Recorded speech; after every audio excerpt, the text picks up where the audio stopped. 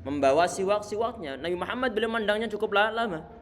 Dan Aisyah radhiyallahu anha beliau mengetahui bahwa Nabi Muhammad sallallahu alaihi wasallam itu di antara kesukaan beliau adalah bersiwakan. Sehingga kemudian Aisyah radhiyallahu anha beliau nawari untuk diambilkan ataupun untuk dimintakan siwak tersebut dari tangan Abdurrahman. Kemudian Muhammad sallallahu alaihi wasallam dalam suatu riwayat yang lain beliau mengangguk, artinya beliau menyetujuinya. Setelah dipegang oleh Aisyah radhiyallahu anha, kemudian siwak tersebut beliau bagusi, artinya dibagusi di sini ini adalah beliau haluskan sehingga nanti muncul serabut-serabut yang mana dengan serabut tersebut bisa digunakan untuk bersiwakan. Di antara poinnya di sini Aisyah radhiyallahu anha beliau mengatakan, "Fama ra'aitu Rasulullah istanna istinanan ahsana minhu." Kata beliau, aku tidak pernah melihat Nabi Muhammad beliau bersiwakan sebaik itu. Mungkin bersiwakannya adalah mungkin cukup lama atau mungkin dalam hal pembersihannya sangat detail. Fama ada an faragha Rasulullah sallallahu rafa'a yadahu aw isba'u thumma qala fi rafiqil a'la thalathan. Ini kemudian beliau di akhirnya mengatakan ila rafiqil ataupun fi rafiqil a'la. Artinya satu beliau meninggal. Ini yang kemarin sudah kita bahas, kemudian kita bahaskan di sini ini adalah syarahnya. Fihi dalilun ala annahu yanbaghi talattufa atau atalattufu bil maridi wa fi'lal arfaqi atau wa fi'lul arfaqi bihi min tasnidin wa nahwihi. Dalam hadis tersebut terkandung suatu pengertian, terkandung suatu kesimpulan tentang masalah apa? Tentang masalah seyogyanya orang yang masih dalam keadaan hidup, yang bertugas untuk merawat orang sakit, hendaknya dia itu berlembah lembut terhadap orang yang sakit. Ditanyain baik. Tentunya itu nanti bisa memberikan suatu semangat akan kesembuhan orang yang sedang sakit. Min tasnidin tadi ini adalah yang disebutkan dalam hadisnya bahwa Aisyah radhiyallahu anha ini lagi error, koneksinya belum bisa. Untuk di zoom-nya bisa nyambung? Insyaallah. Nah, insyaallah alhamdulillah di zoom-nya insyaallah nyambung ini. Semoga suatu saat nanti bisa insyaallah. Nah.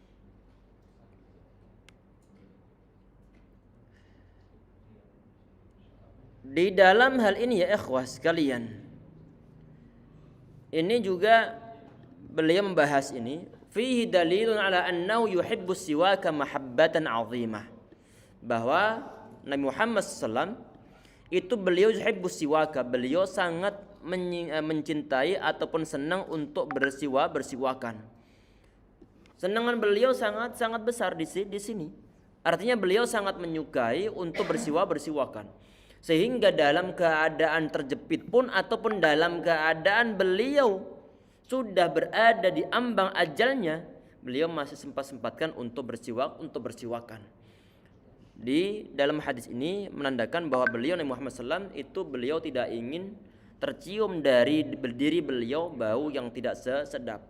Sehingga dalam keadaan begini pun beliau masih sempat-sempatnya untuk bersiwakan. Maka PR untuk kita semuanya adalah kita perlu untuk giat-giat dalam bersikat gigi ataupun dalam bersiwakan. Di saat mau mengaji, di saat mau baca Al-Quran, di saat mau sholat, termasuk di saat mau masuk masjid, di saat mau kumpul-kumpul dengan suatu komunitas ataupun hal yang lain sebagainya, maka jangan sampai tercium bau yang tidak sedap, termasuk dari segi bau mulut kita. Dan inilah yang dipesankan Nabi Muhammad SAW, sehingga beliau selalu mewanti-wanti umatnya, termasuk di antara pesan dari beliau adalah man akala min hadhil baqalah wa qala marratan man akala al-basala wa thawma wal qurratha. Barang siapa yang makan bawang ataupun mungkin bawang merah atau mungkin bawang putih, di sebagian hadisnya beliau mengatakan fala yaqrabanna musallana, maka jangan dekat-dekat dengan musalla ataupun tempat solat kami. Karena kenapa? Karena beliau menyebutkan alasannya di antaranya fa innal malaikat ta'adza mimma yata'adza minhu banu Adam. Karena para malaikat itu mereka juga merasa tersakiti dengan apa-apa yang membuat umat manusia tersakiti termasuk dari segi bau badan, termasuk dari segi bau mulut. Insya Allah harga parfum saat ini murah, walaupun cepat hilang, paling tidak di saat kumpul-kumpul itu ada bau yang segar yang tercium dari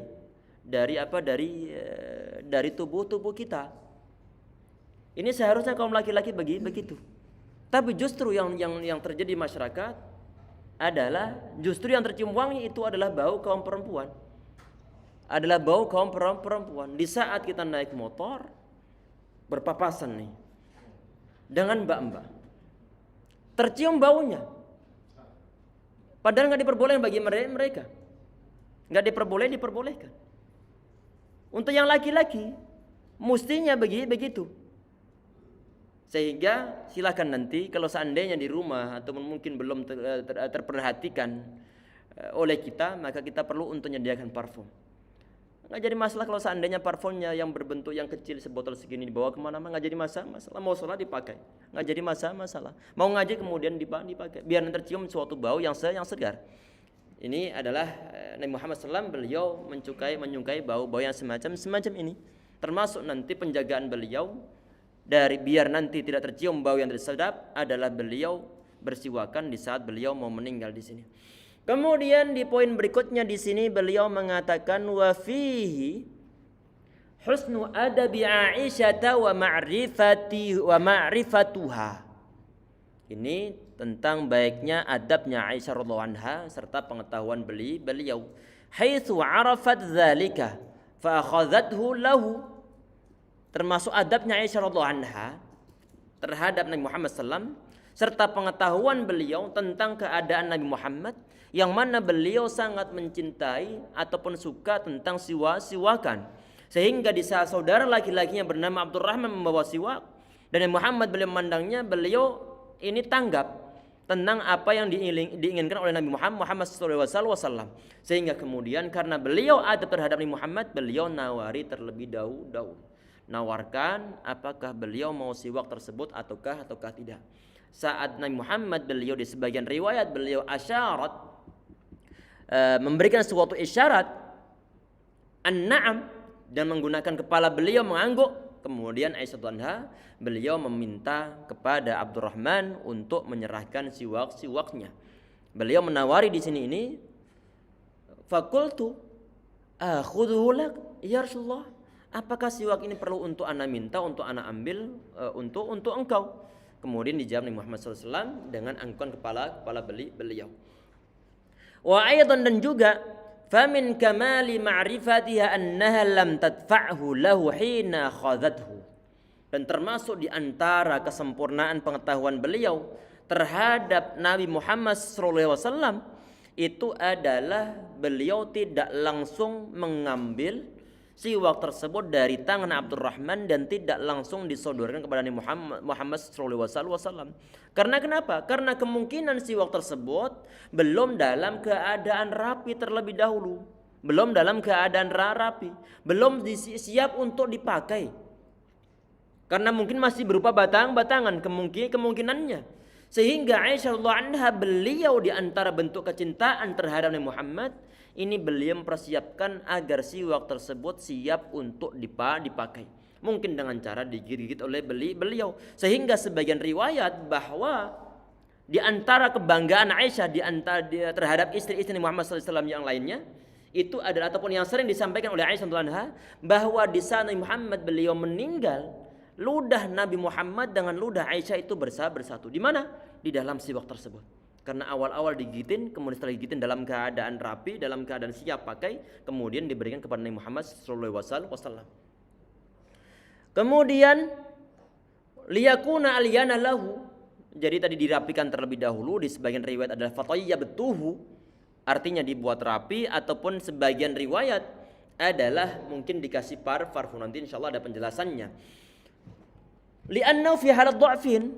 Kenapa kok perlu dirapikan terlebih dahulu? Karena Nabi Muhammad SAW satu beliau dalam keadaan lemah. Dalam keadaan lemah. Sedangkan siwak itu dalam keadaan kasar ataupun dalam keadaan masih keras. Sehingga nggak bisa langsung untuk digunakan. Oleh Aisyah radhiyallahu anha beliau merapikannya terlebih dahulu. Mungkin digigit ataupun dengan cara yang lainnya.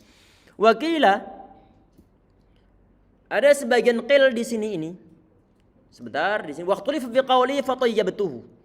Ini ada perbedaan pendapat dari kalangan para ulama tentang kata-kata fatayyabtuhu. Di dalam riwayat hadisnya atau redaksi hadisnya itu ada kata-kata fatayyabtuhu. Faqila arti dari kata fatayyabtuhu di sini ini adalah faqila ada sebagian pendapat ja'altu fihi tayyibah. Aku menjadikan parfum di dalamnya, artinya dikasih parfum ataupun diolesi parfum di dalam siwak tersebut. Walakin zahirul qaulul akhar, tetapi yang secara lahiriahnya adalah yang lebih kuat adalah kaul pendapat yang lainnya. Wa huwa annahu bima'na hasantuhu. Tetapi kata qayyabtuhu di situ itu artinya adalah hasantuhu. Beliau merapikannya atau membaguskannya. Membaguskan di mana? Yang sebelumnya mungkin kasar kemudian dibuat halus oleh Aisyah.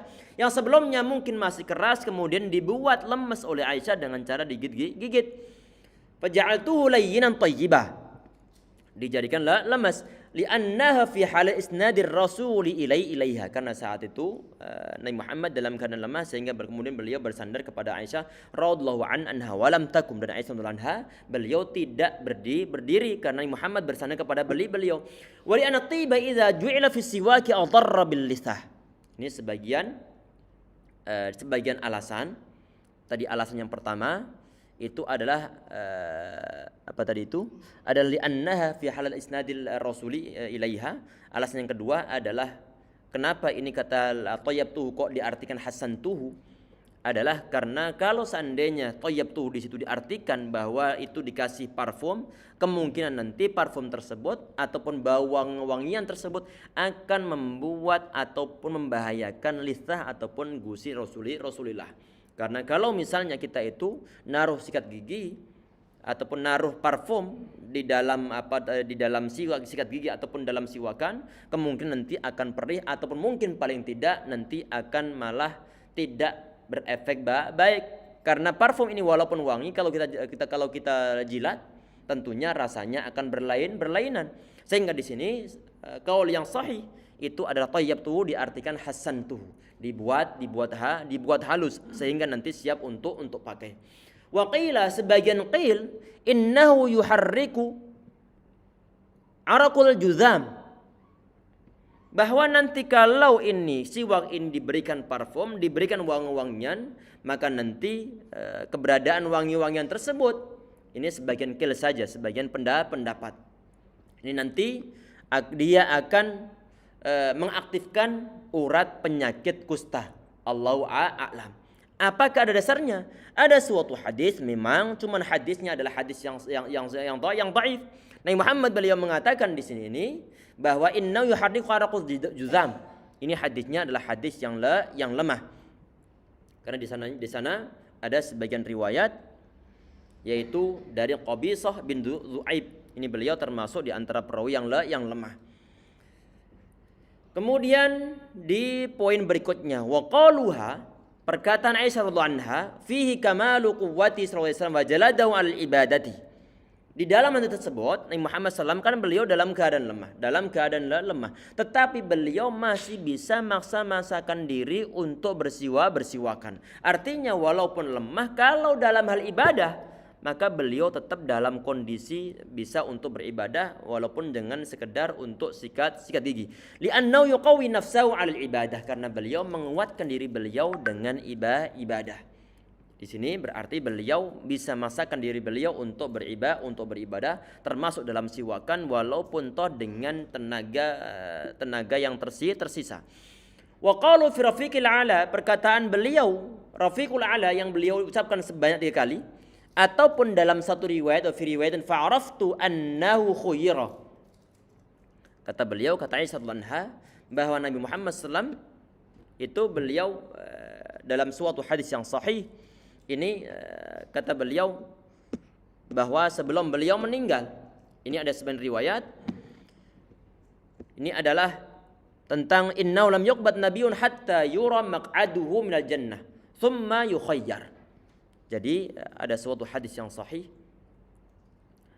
Ini Nabi Muhammad beliau mengatakan bahwa seorang nabi itu tidak akan dicabut rohnya oleh Allah Subhanahu wa taala sampai kemudian dia itu melihat tempat dia yang berada di surga. Setelah dia melihat, Nabi ini melihat, termasuk Nabi Muhammad beliau melihat tempat beliau di surga, kemudian beliau disuruh milih oleh Allah Subhanahu wa taala.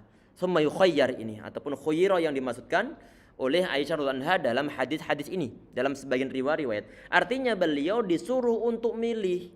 Apakah beliau memilih untuk hidup dunia atau memilih untuk segera ataupun memilih untuk diwafatkan oleh Allah Subhanahu wa taala. Tapi kemudian Nabi Muhammad beliau memilih untuk bersama atau meninggal saat itu. Kemudian Allah Subhanahu wa taala mencabut nyawa Nabi Muhammad sallallahu alaihi wasallam ataupun dengan menggunakan perantara dari malakul maut.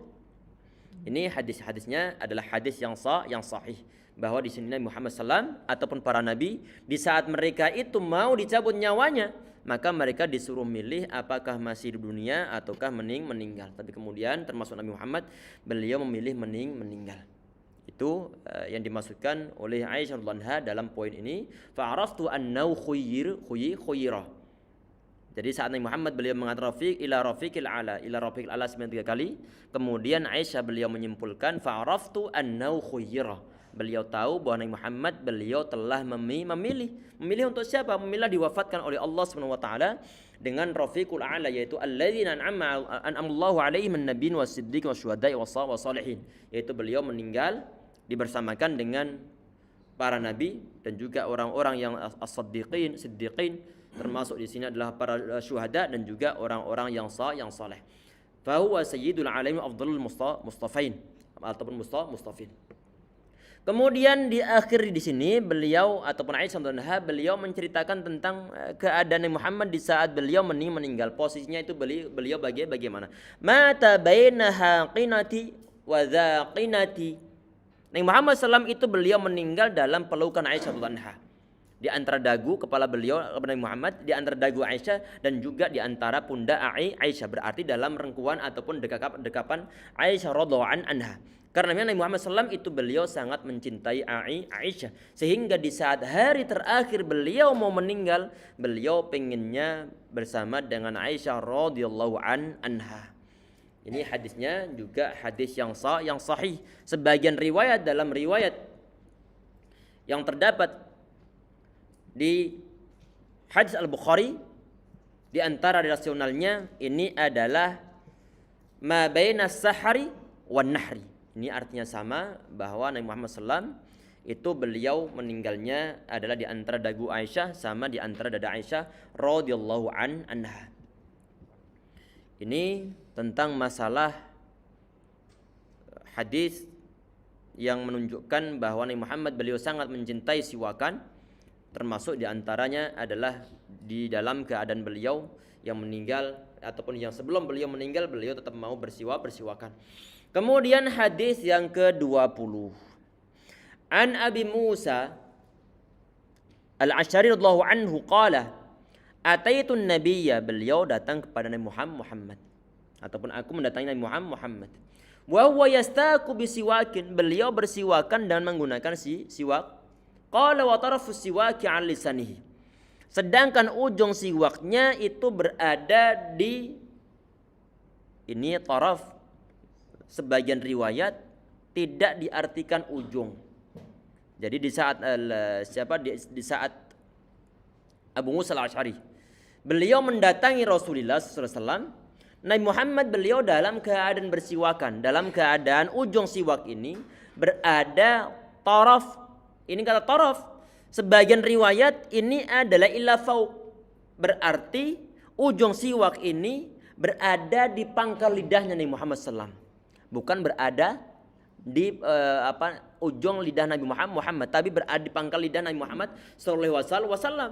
Sehingga kemudian nanti di akhir dari riwayat ini bahwa yaqulu sampai kemudian terdengar perbuatan Nabi Muhammad SAW tersebut ataupun hal yang dilaksanakan beliau sampai terdengar suara suara wasiwaku fihi ka'annahu yatahawwa, seakan-akan beliau itu mau muntah.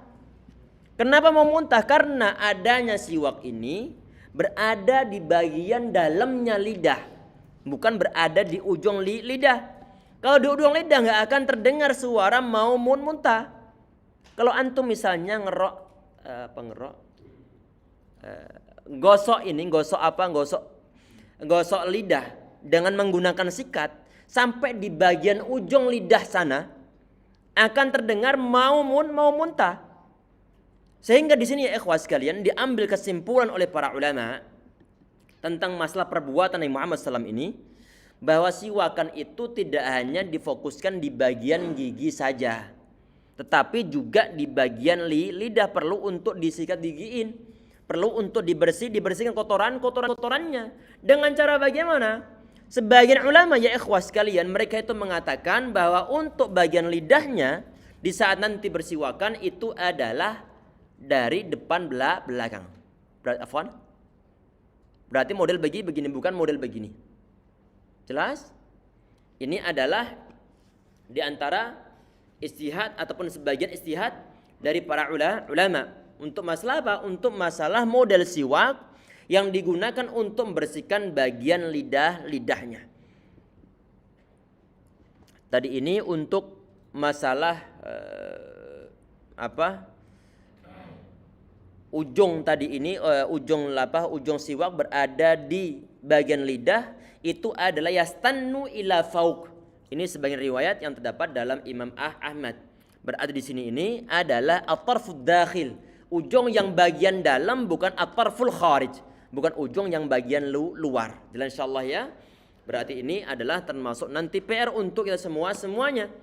Ini Muhammad SAW, ini beliau termasuk membersihkan bagian lidah beliau di saat bersiwakan.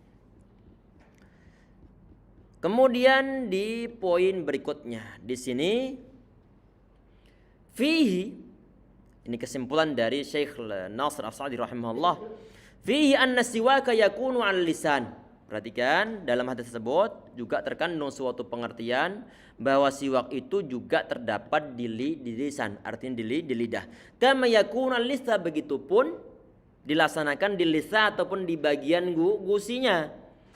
Wal asnan, dan juga gigi. Wa hadza fi syiddatul mubalaghah bisiwak. Ini disimpulkan bahwa dalam poin ini Nabi Muhammad SAW itu beliau melebih-lebihkan dalam hal bersiwakan, sehingga termasuk di bagian lidah pun beliau bersihkan. Karena kemungkinan bahwa bau mulut tersebut itu diantaranya tidak hanya nyelempit ataupun tidak hanya muncul di bagian gigi, tetapi juga bersumberkan dari lidah. Allahu a'lam. Kemudian bab berikutnya, ini bab yang baru, babul mashi al-khuffain, bab tentang mengusap khuf. Ini saya ingat ana bahwa tentang mengusap khuf ini pernah kita terangkan sebanyak 2 kali di masjid ini, kalau tidak salah ingat, ataukah mungkin di masjid yang lain, tapi ana ingat ini pernah kita sampaikan di dalam majlis ini tentang mengusap khuf. Khuf itu apa? Ini adalah alas kaki yang terbuat dari kulit yang nutupi sampai di bagian mata kaki. Bagian mata kaki termasuk nanti dalam kategori khuf ini adalah mungkin termasuk sepatu boot, itu masuk dalam kategori khuf. Termasuk nanti memang ada sebagian di antara alas kaki yang memang dalam zaman kita saat ini dan juga zaman-zaman dahulu yang memang diberikan sebutan dengan sebutan khuf. Ini ya ikhwah sekalian yang pernah kita buat ilustrasi, misalnya kita ini habis sholat isya dan kita masih dalam kondisi suci, belum batal. Di saat kita masih dalam kondisi suci tersebut, kita menggunakan kedua khuf ini. Kemudian di saat kita itu tidur malam, khufnya masih kita pakai. Orang tidur dimungkinkan jelas dia batal karena dia tidur. Dan juga dimungkinkan dia itu keluar angin. Kemudian di saat mungkin jam 2 ataupun jam 3 ataupun di saat dia mau sholat subuh, tentunya dia perlu untuk bertoharoh, perlu untuk berwudu. Orang ini yang masih menggunakan khufnya, dia tidak perlu untuk melepas khufnya. Tidak perlu untuk melepas khufnya di saat dia berwudu. Terus bagaimana caranya? Caranya adalah dia itu membasuh ataupun melaksanakan wudu sebagaimana biasanya. Mulai dari kumur-kumur, mulai dari sedot air lewat hidung, termasuk nanti mencuci muka, membasuh muka, tangan, termasuk rambut, termasuk telinga nanti. Semua dia laksanakan kecuali di bagian khufnya, di bagian alas kaki yang menutupi sampai menutupi bagian mata kaki. Jangan dilepaskan. Kalau dia mau. Kemudian bagaimana nanti bagian kakinya? Cukup tangan dibasahi, kemudian diusapkan di bagian atas dari khuf-khufnya. Apakah ini cara wudunya dia benar? Apakah sah wudunya? Ini semua ulama, termasuk ulama-ulama dari kalangan ulama tempat Syafi'i, Hambali, Maliki, Hanafi, semua sepakat bahwa hukumnya adalah sah. Berdasarkan hadis-hadis yang sahih. Pembahasan ini ya ikhwah, ini kan pembahasan masalah furu' ini. Pembahasan masalah hukum-hukum fikih. Karena menyangkut masalah toharoh. Yang dibersihkan adalah termasuk bagi ataupun yang sekedar mempraktikkan membersihkan ataupun mengusap di bagian atasnya khuf. Termasuk pembahasan sholat, pembahasan zakat, pembahasan haji, pembahasan masalah toharoh. Ini adalah pembahasan masalah hukum fikih. Tetapi karena ada sebagian kelompok yang mengatasnamakan umat Islam, mereka ini tidak mengakui tentang adanya syariah yang berkaitan tentang masalah khufi ini. Oleh karena itu, sebagian ulama Ahlussunnah wal Jamaah memasukkan pembahasan khufi dimasukkan dalam pembahasan akidah. Dimasukkan dalam pembahasan akidah. Termasuk dituliskan oleh Al-Imam Sufyan Ats-Tsauri. Beliau memasukkan pembahasan ini dalam pembahasan akidah beliau. Termasuk juga oleh Al-Imam Al-Lalikai rahimahullah dalam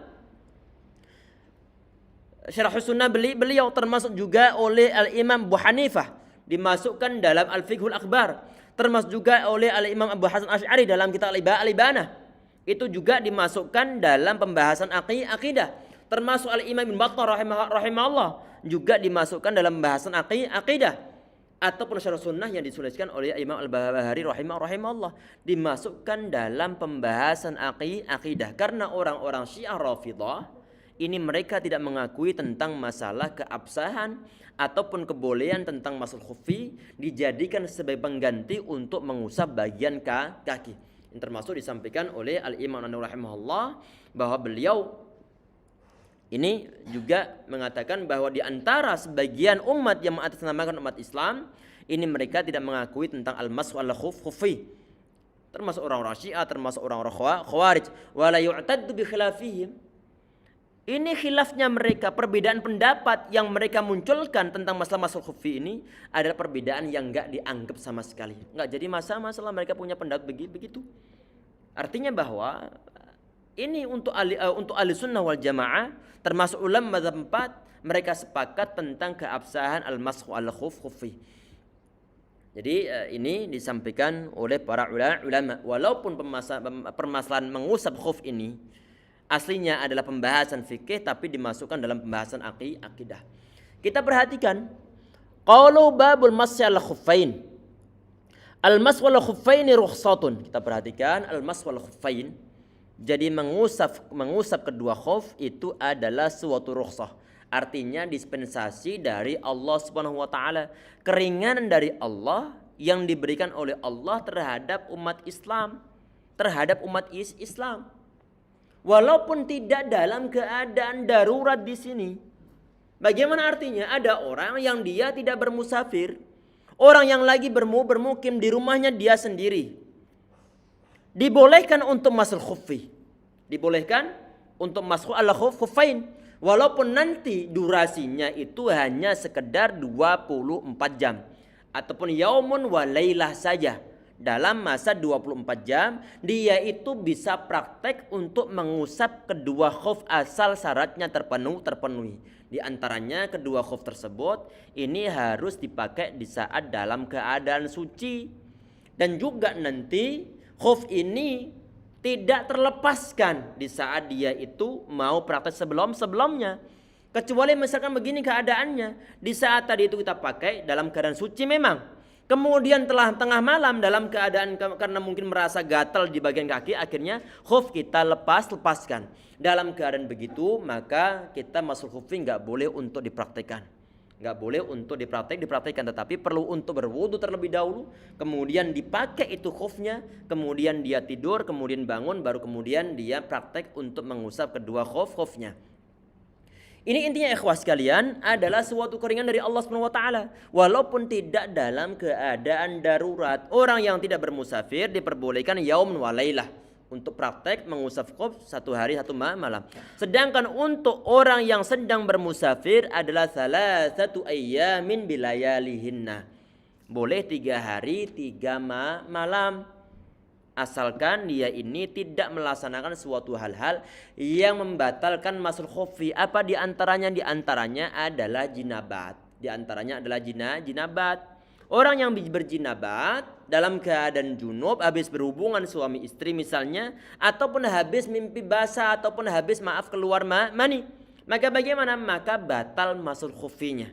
Maka nanti dia perlu untuk mandi terlebih dahulu, baru kemudian dia berwudu, baru kemudian dia menggunakan khuf kembali, dan nanti dihitung dari awal kembali. Kalau misalnya dia mandi jinabat tapi khufnya dia pakai, bagaimana? Maka tidak sah hukumnya, tidak sah untuk mengusap khufnya. Untuk masalah mandi jinabatnya bagaimana? Tergantung nanti kondisinya. Kalau misalnya keberadaan khuf tersebut kok membuat mandinya ataupun air tidak sampai meresap di bagian kakinya, maka mandinya tidak sah. Kalau misalnya sampai bisa meresap, maka mandinya sah. Cuman nanti batal mashul khufinya. Sehingga perlu untuk dia mandi terlebih dahulu, mandi jinabat. Kemudian habis itu dia berwudu, habis berwudu baru kemudian dia mashul khufi. Kalau sudah dia berwudu dan memakai khuf, maka nanti penghitungan dimulai kembali. Kemudian di poin berikutnya, walaupun nanti penghitungannya ini ada khilaf di antara para ulama. Ada yang mengatakan di saat dia awal menggunakan khuf itu penghitungan 3 hari ataupun sehari semalamnya. Ada yang mengatakan adalah penghitungannya setelah dia batal. Kita lanjutkan. Wa qad tawatarat bidzalikal ahadits Anu sallallahu alaihi wasallam. Jadi masalah al-khuffain ini, mengusap kedua khuf, ini hadis-hadisnya adalah hadis-hadis yang mutawatir. Artinya memang diriwayatkan oleh banyak para sahabat ataupun banyak orang perawi yang tidak mungkin mereka itu bersepakat untuk melaksanakan suatu kebohongan ataupun membuat suatu ngarang-ngarang suatu hadis. Mustahil. Ini yang disebut sebagai hadis mutawatir. Berarti hadisnya adalah jelas, hadisnya adalah hadis yang sahih. Hadisnya jelas adalah hadis yang sahih. Hatta addahu ba'du ahli aqaid kasabuni wa nahwihi min aqaidi ahli sunnati wal jamaah. Karena hadisnya termasuk hadis mutawatir, dan di antara alasannya tadi yang telah kita sebutkan bahwa orang-orang Syiah mereka tidak mengakui tentang hadis ini, tentang hadis-hadis mutawatir ini, ataupun mereka tidak mengakui tentang masalah keabsahan tentang al-mas wal khuffain, sehingga sebagian ulama akidah Ahlussunnah wal Jamaah termasuk al-Imam As-Sabuni, ini bukan Ali As-Sabuni bukan, tetapi adalah al-Imam Abu Utsman rahimahullah. Beliau punya suatu kitab Aqidatus Salaf Ashabul Hadis. Ini beliau punya kitab akidah ini, Aqidatus Salaf Ashabul Hadis. Beliau masukkan pembahasan masul khufi, dimasukkan dalam pembahasan akidah.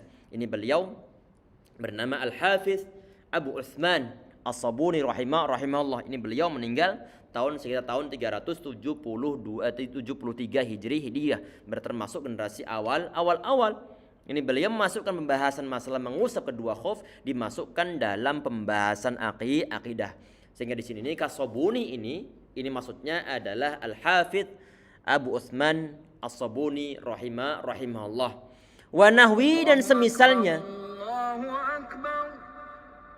Semisalnya di sini siapa? Tadi yang telah kita sampaikan di awal pembahasan masalah al-mas wal khuffain, termasuk Imam Al-Bahari rahimahullah, termasuk Imam Abu Sufyan Ats-Tsauri rahimahullah, termasuk Imam Abu Hanifah rahimahullah, termasuk Imam Abu Hasan Asy'ari rahimahullah, termasuk Imam Al-Battar rahimahullah. Dalam kitab-kitab akidah mereka memasukkan pembahasan yang sebenarnya dia ini adalah pembahasan fikih dimasukkan dalam pembahasan akidah.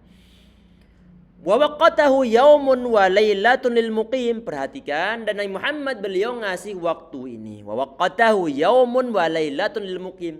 Ngasih waktu ataupun durasi untuk bisa praktek mengusap kedua khuf ini adalah yaumun wa lailah, sehari semalam, lil muqimi, bagi orang yang sedang mukim. Artinya dia tidak sedang bermusafir. Termasuk kita adalah orang-orang yang bermukim mustautin ini. Maka kalau seandainya kita punya khuf, silahkan dicari jual khuf di Google. Akan ketemu nanti toko-toko online. Dia akan menampilkan bentuk-bentuk khuf yang bisa dipakai dan bisa untuk dibeli. Silahkan nanti untuk dipraktekkan dari segi al-mas wala khuffain. Biar nanti keraguan-raguan dalam hati kita itu menjadi sir-sir. Nah, kok bisa orang berwudu di bagian kakinya nggak dibasuh? Dengan cara al-mas wala khuffain. Wa thalathatu ayyamin bilayaliha lil musafir. 3 hari 3 malam bagi seorang yang bermusafir. 3 hari 3 malam. Ini kita nggak bicara masalah baunya. Bau kaki yang menggunakan khuf selama 3 hari 3 malam tanpa dilepas. Yang kita bahas saat ini, yang disampaikan Nabi Muhammad SAW di sini, ini adalah 3 hari 3 malam tentang masalah hukum kebolehan menggunakan khuf tanpa dilepas. Kalau nanti buang air bagaimana Ustaz? Buang air kecil, buang air besar, ataupun bersentuhan laki-laki perempuan seandainya mengikuti mazhab Syafi'i, ataupun nanti mungkin dia melaksanakan suatu hal-hal yang membatalkan wudu, maka nanti bagaimana? Itu tidak ngefek. Artinya kalau kita ini membuang air, sedangkan khuf masih kita pakai dan tidak ada hal-hal yang membatalkan khuf, maka bagaimana? Maka wudu kita tetap sah. Artinya yang kita usap tadi itu di bagian kaki saja. Kita berwudu sebagaimana mestinya, kemudian bagian kaki hanya diusap tanpa kita lepaskan khuf kita. Kalau seandainya ragu-ragu, maka sekali-kali perlu untuk dipraktekkan biar ragu-ragu tersebut menjadi hilang. Karena jelas nanti hadis-hadisnya adalah hadis-hadis yang sahih. Termasuk nanti dalam mazhab Syafi'i pembahasan ini juga ada. Walaupun sebagian syarat mereka ataupun sebagian syarat dari ulama-ulama yang lain berbeda, tetapi secara umumnya bahwa dalam mazhab Asy-Syafi'i sendiri syariah yang berkaitan tentang masalah khufi itu ada, dan cara-caranya ada cara-cara yang sama, dan wudunya kalau dengan praktek masalah khufi ini termasuk wudu yang sah nanti. Kemudian sudah habis waktunya? Sudah habis? Nah, mungkin cukup sekian ya ikhwah untuk pembahasan ini. Nanti untuk pembahasan berikutnya kita lanjutkan di paragraf berikutnya tentang masalah washtiratul fuqaha li jawazil masx fi syurutan lam yathbut minha illa syaratan. Kita perhatikan nanti, kita bahas di pertemuan berikutnya adalah beliau menyebutkan nanti para fuqaha itu menyebutkan syarat-syarat untuk diperbolehkan mengusap kedua khuf. Yang mana syarat-syarat yang mereka sampaikan kata beliau di sini ini adalah tidak ada riwayat hadis yang sahih kecuali 2 syarat saja. Nanti beliau akan membahasnya. Semoga bermanfaat ya ikhwah sekalian untuk pembahasan kita kali ini. Kalau seandainya ada suatu kebaikan ataupun suatu kesunahan yang mungkin belum kita praktikkan, bisa nanti kita praktekkan termasuk al-mas wala khuffain. Sekali-kali kita praktek al-mas wala khuffain insyaallah biar tahu rasanya. Cukup sekian insyaallah ya ikhwah untuk pertemuan ini. Kita tutup dan doa kafaratul majelis. Nanti jangan lupa habis salat Isya ada sesi tanya jawab sebentar insyaallah. Subhanakallah bihamdika asyhadu anta astaghfiruka wa atubu ilaik. Assalamualaikum warahmatullahi wabarakatuh.